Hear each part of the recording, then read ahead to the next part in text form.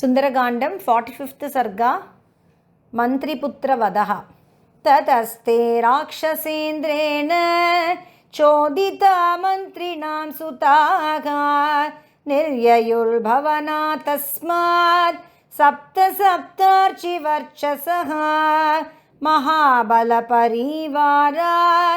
धनुष्मन्तो महाबलाः कृतास्त्रास्त्रविदां श्रेष्ठाः परस्परजयेशिनः हेमजालपरिक्षिप्तैः ध्वजवद्भिः पताकिभिः तोयदस्वननिर्घोषैः वाजियुक्तैर्महारथैः तप्तकाञ्चनचित्राणि चापान्यमितविक्रमाः विस्पारयन्तः संहृष्टाः तडित्वन्त इवाम्बुदाः जनन्यस्तु ततस्तेषां विदित्वा किङ्करान् हतान् बभूवुः शोकसम्भ्रान्ता सबान्धवसुहृज्जनाः ते परस्परसङ्घर्षात् तप्तकाञ्चनभूषणाः अभिपेतुर्हनुमन्तं तोरणस्थमवस्थितं सृजन्तो बाणवृष्टिं ते रथगर्जितनिस्वनाः वृष्टिमन्त इवाम्भोदा विचेरुर्नैऋताम्बुदाः अवकीर्णस्ततस्ताभिः हनुमाञ्छरवृष्टिभिः अभवत् संवृताकारः शैलराडिव वृष्टिभिः सशरान्मोघयामास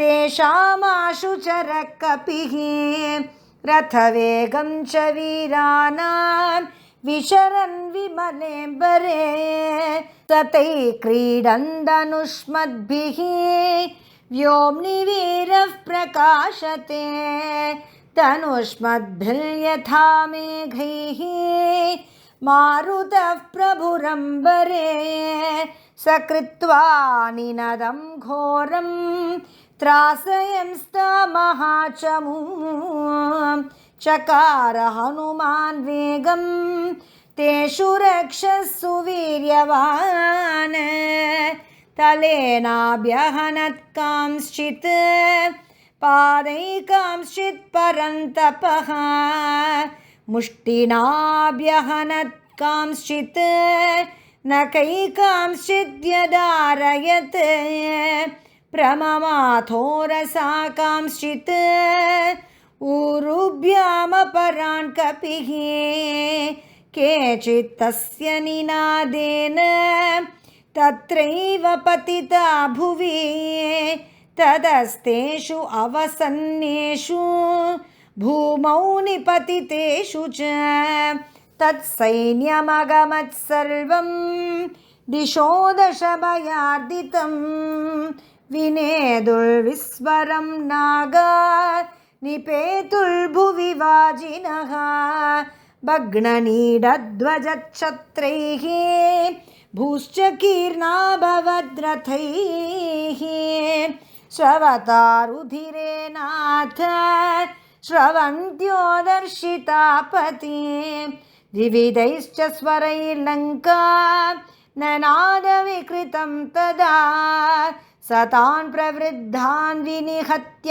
राक्षसान् महाबलश्चण्डपराक्रमकपिः युयुत्सुरन्यैः पुनरेव राक्षसैः तमेव वीरो अभिजगाम तोरणम्।